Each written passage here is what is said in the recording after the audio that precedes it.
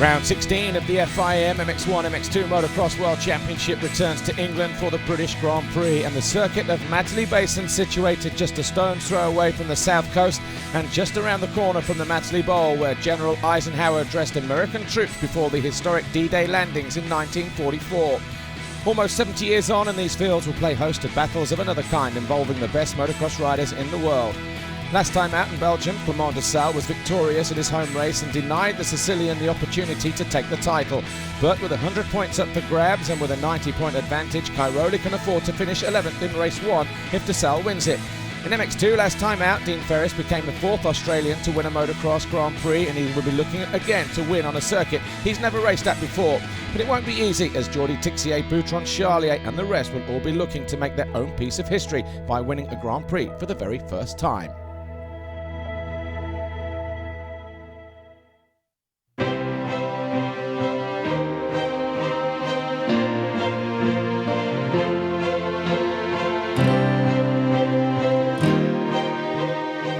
A wise man once said, if you build it, they will come. Well, here at Madsley Basin, they built it, and they've come in their thousands for the second edition of the MXGP Festival.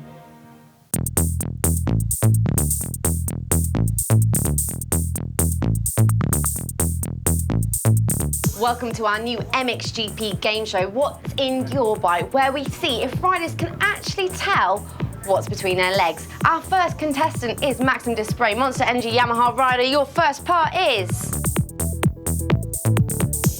Nice. Yeah, I think it's a camshaft. Now for part number 2, it might be a little bit trickier. Yeah, it's a piston, I think.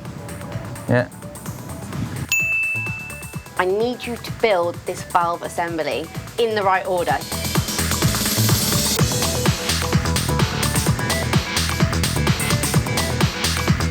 No. Last week in Belgium, you took a massive leap in terms of results.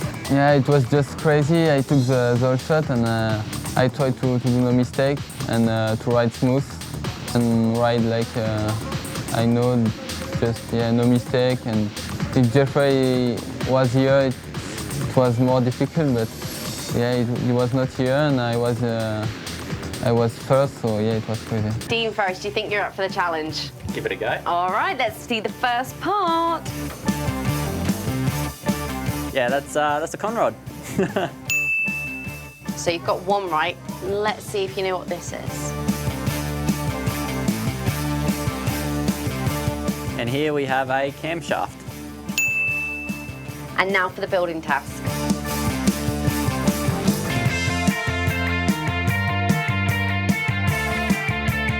Good job. Dean, you looked way more relaxed than I expected when you took the GP win last weekend. Has it sunk in now? Yeah, it's sunk in now. It did take a couple of days, maybe, until I actually went back and watched the race and you know, realised what I'd done. But I've had a lot of positive messages from family and friends and everything, so it's pretty hard to avoid it as well. But no, it's sunk in now. When you decided to make the move over to Europe, what were the deciding factors? You know, I set some goals when I was a bit younger, and to come to Europe and chase a world championship was one of them. And anything I had to do, I was willing to do it. You know, but I'm also an independent kind of guy, and I knew I could pull it off. It was tough, and now this year I have my girlfriend coming back and forwards, which is more nice than being on my own. So the deciding factor would be that I just want it. Mel, I've heard you're not too hot on your engine components, so this could be interesting, but here is your first part. It's a conrod. The part number 2. That's a camshaft. Final one, it's a building task. You have to get them in the right order. Are you ready? Okay. And it's timed.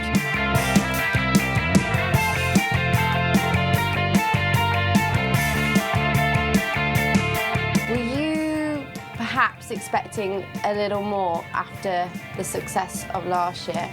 Yeah, last year I had a really good year and was more of a confidence building thing with me. I've shown that I can run up in the top 6 and also score points there, so it's not that I can't do it or I don't have the speed. I have more than enough speed to stay with the front boys, maybe not Hurling's, but behind that it's almost anyone's game by the way I look at it. You live with Tommy. You're kind of both in similar positions in the fact that you're coming from last year being at the top of your game to almost having to find your feet this year in another new class. He had a nice fun year last year on the podium and winning and fighting for a championship, and I had the same. So yeah, I would say the morale in the house last year was a lot more fun and everyone was winning and having a good time, but this year it's a lot more harder, and we both had to up our games when we're training and when we're riding.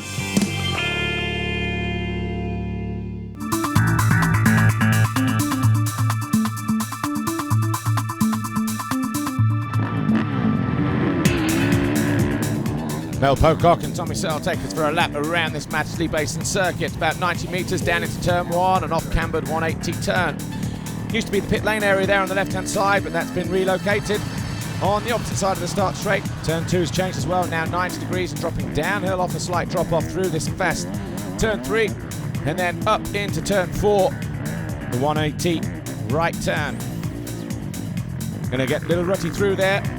Stepping down into turn 5, hard on the brakes when you land. There'll be some big braking bumps and big bumps as well as you go in. Select a gear coming out of the turn, over the step up into the right-hander. That's going to be where the main crowd are going to assemble. Then we've got a big step down, back through the valley. And then up the other side, the big step up into the left-hander, back to the outside. You can triple down, or you can double and single. Then you can quad or triple single, going up in the opposite direction under the Monster Energy Bridge, into the tight right, drops downhill on the exit, over a single, into the difficult left-hander, a little bit dogleg shape, then it kinks around to the right into the wave section, and at the end of the straight we turn left, off-cambered, hard and slick, got to be easy on the gas through there. Over a single, through turn 12, the right-hander on the top end of the circuit, then we've got about a 15-metre double, onto the plateau, into this right-hander, then the difficult turn 13 off-cambered. It falls away a lot steeper than it looks on camera. Levels out, heads up to turn 14, drops downhill through the left-hander, and then we've got another Monster Energy step down. Again, you have to brake hard in the landing zone just to make the corner at the bottom of the hill. On the gas, a couple of gear changes over a big tabletop, into the left-hander, turn 16. And then it's again second, third, fourth gear, and at the top of the hill we have a 30-metre point-to-point triple. Stepping up into the penultimate corner, we go left through there, through the final turn right and over the Monster Energy finish line jump. Then of course it's down past pit lane, alongside the start straight to rejoin the track across the start gate itself. We now know what the slightly revised track looks like. It's now time for our first bit of race action. It's the final round of the Honda European 150 Series. There's been 2 different winners so far, so the championship comes down to this final round.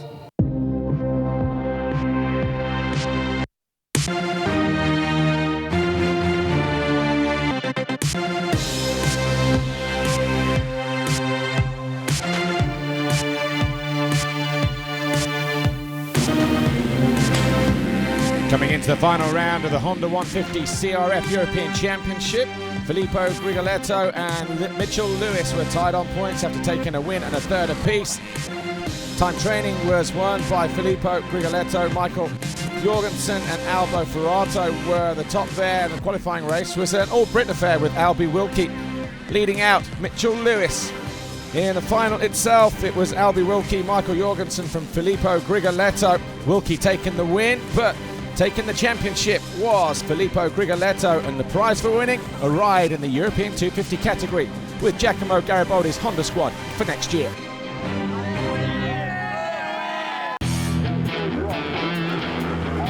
In MX2, in qualifying, it was Jordi Tixier from Jake Nichols and Jose Boutron taking the top positions. And in Moto number 1, it was all action. has Dean Ferris, the winner last time out in Belgium, stormed to the Get Athena whole shot award ahead of Jose Boutron. Jake Nichols, Mel Pocock and Glenn Koldenoff were all well placed. They rounded out the first few turns. Jordi Tixier was in there as well, the 911 Red Bull KTM. Wet conditions on Sunday morning meant a sticky circuit, very slippery and very tricky indeed. Jordi Tixier found out only too well at the end of pit lane, crashing out of 6th. Christophe Charlier also fell, remounted right at the back end of the field and would only get the back as far as 18th. But Jake Nichols put this pass on Jose Boutron on lap 3 to go into 2nd position on the Will Van der Staan GM Racing KTM. Dylan Ferrandis was on the charge as well, trying to find a way past the 259 standing construct KTM of Glenn Koldenoff. But it was Boutron there holding them up in 2nd, with Koldenoff 3rd, Ferrandis charging in 4th place on the Bud Rockstar Racing Kawasaki. And there was absolutely nothing in it between these guys until Koldenoff made his move, got on the gas early and charged into 3rd place. That's what it looked like from the helmet camera of Jose Boutron. Ferrandis quickly followed suit, and then he would go after Koldenoff. They were battling over 3rd place, and it was very, very tight between these two guys. Dean Ferris was unchallenged at the head of the field, though, as these guys were battling on.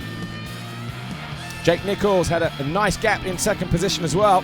Looked like he was closing in on Dean Ferris at one stage in the race, but Ferris just turned up the gas and started to pull away in the closing stages. The battle for 3rd, though, was still hot between Koldenoff and Ferrandis, but rounding out the final turn, Dean Ferris took the checkered flag. 3 wins out of 3 in the last 3 races for him. Nichols was 2nd, Koldenoff was 3rd.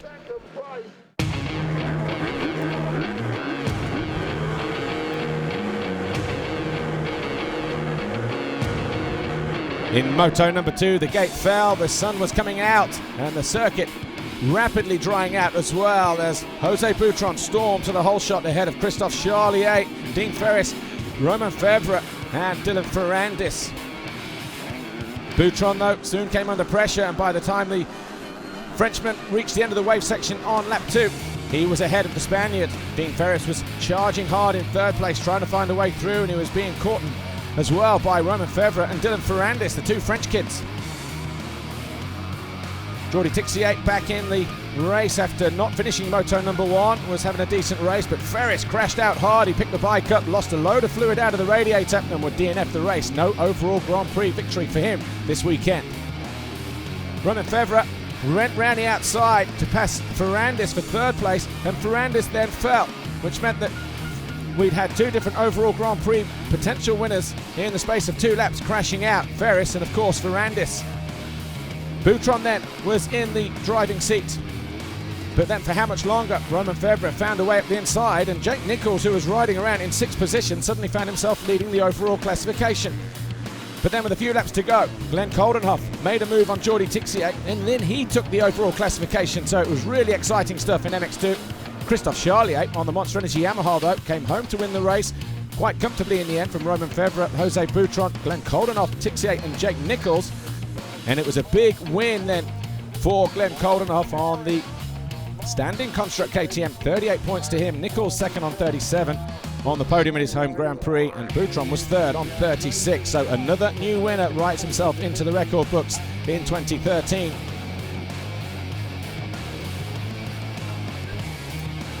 But in the championship, obviously Jeffrey Hurling's already world champion. No change in the first 7 positions. Max Anstey, though, moved up a place this weekend. But Glenn Koldenoff, the standing construct KTM, mounts an MX2 podium for the first time in his career. First time winner in 2013. Jake Nichols just missing out by a point. And Jose Boutron, the Silver Action KTM, on the podium for the 6th time this year, has to settle for 3rd overall in Great Britain. Stefan Everts on hand to collect the gold plate on behalf of Jeffrey Hurlings, who is, of course, world champion.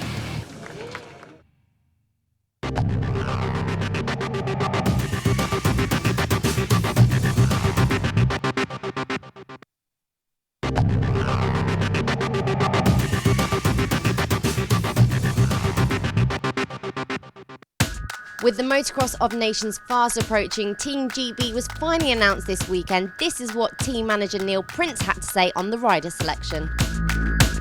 I think this year, on the conditions we have in Tuchental, we have a really strong team, you know, and I think we have 3 very, very good riders there. So, like last year in Lommel, it was difficult for a lot of teams, them conditions really, and I think for us last year, we did the best we could on them conditions, I think, where Tuchenthal, fingers crossed, if the guys are happy and everything's going their way, we can have a really, really good result.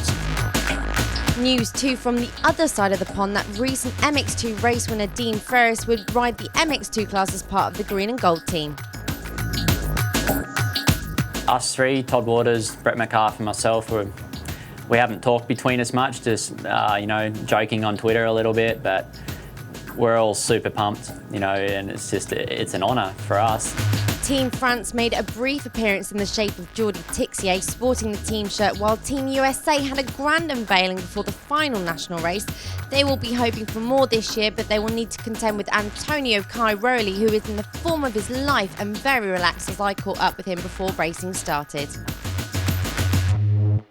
I remember you saying to me last year here in Winchester that this was actually one of your favourite Grand Prix, was the British one. So it's kind of cool that, you know, you are looking at wrapping up the title here because you do have a lot of British fans. Yeah, sure. I think today is the festival of the motocross in here. So it's not there is no better way to win the title than win here with a lot of people and a lot of young kids that I'm also cheering for some of them because they are friends and they are maybe little future stars that I see that they can be a little bit. If you follow it good, they can be in the next years on the top. And if you were going to give those future stars some advice, what would you give them? The most important thing is to stay with the feet on the ground, because it's I see a lot of kids that they're a little bit you know, too much. They have too much already from what they don't need to fight for something cool, we say, because they have everything. And I think this is a little bit a mistake from their family, because they need to work hard and get the present instead of get everything, and they don't have any motivation anymore to push for something more. And after 7 world titles, maybe some people would say that you kind of become complacent with the victories. You get used to winning. Do you think this is the case with you? For sure, for me it's always different. I don't feel, when I'm riding, I don't feel that I am 6-time world champion. I feel that I need to win a world championship. So I feel that I need that I really want to have. So it feels like a new one all the time. And when you cross the line as a world champion, who for you is the first person you look to see? It was always it was my mom, but now she's not here anymore. So I always think about her also when I cross the line, and because she gave me all this motivations on these years. When I was not world champion, I was just a growing kid, and she always pushed me to the top. So she's for sure the first person I'm thinking about.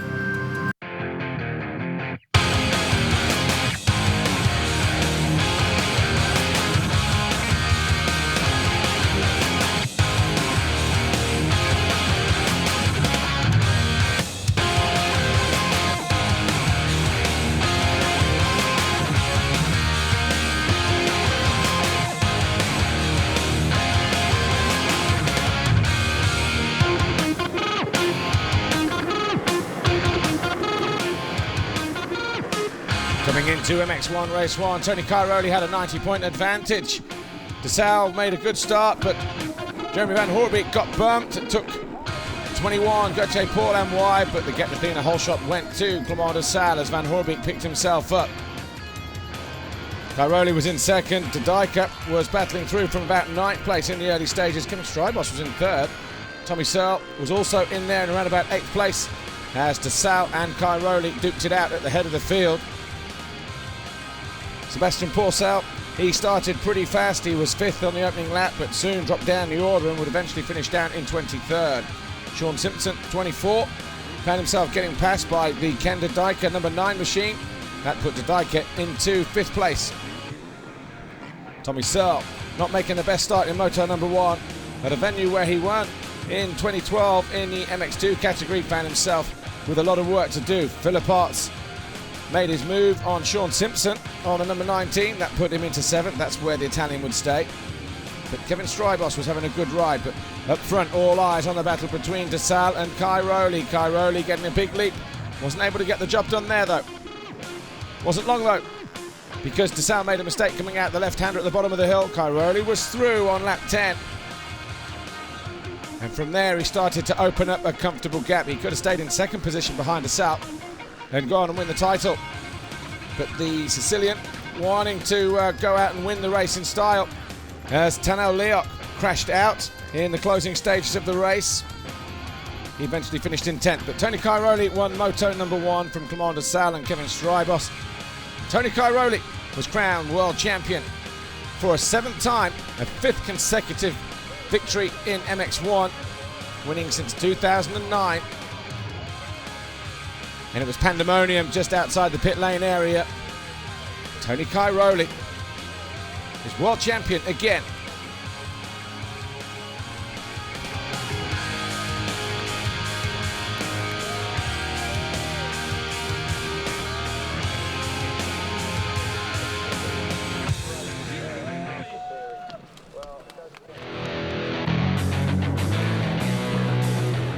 So with the pressure off then, who would win the 2nd race and the overall Grand Prix? Well, the 5-second board turn, the gate dropped, and away they went, and it was Cairoli and DeSalle going through the first turn, but DeSalle trying his best to edge out Cairoli, who wasn't to be on the opening lap. Cairoli tried to make a break for it, but coming out of the right-hander at the top of the hill, he lost the front end and went down and handed the advantage to DeSalle. A few guys went by, there was a bit of carnage going on in the corner. In the next turn, catching out Philip Arts. Cairoli got caught in it again, so too did Milko Podosek, Nick Oban, David Philip Arts, Tommy Searle. As Evgeny Bobashev got himself into 3rd place. Gauthier Paulin made a better start. He was in 5th in the early stages of the moto. As Tony Cairoli found himself going up the inside into 4th place. With a move on Gauthier Paulin, he went after the Russian then, Evgeny Bobashev, 777, the Honda World Motocross rider who's having another good Grand Prix here at Matchley Basin. Clément DeSalle and Kevin Strybos. The Suzuki boys were well placed. With about 23 minutes to go though, Antonio Cairoli started suffering 1 or 2 problems with his Red Bull KTM. Tanel Leok went down again, eventually finishing 9th place. But with 3 laps to go, the 22 of Kevin Strybos on the Rockstar Energy Suzuki made the most of a mistake from Evgeny Bobashev to climb into 3rd position. Jeremy Van Hoorbeek was in 2nd, DeSalle was still leading. Tony Cairoli found himself pulling out of the race initially. He still did enough laps up to be classified as 18th, but it wasn't the way that the Sicilian wanted to end the British Grand Prix.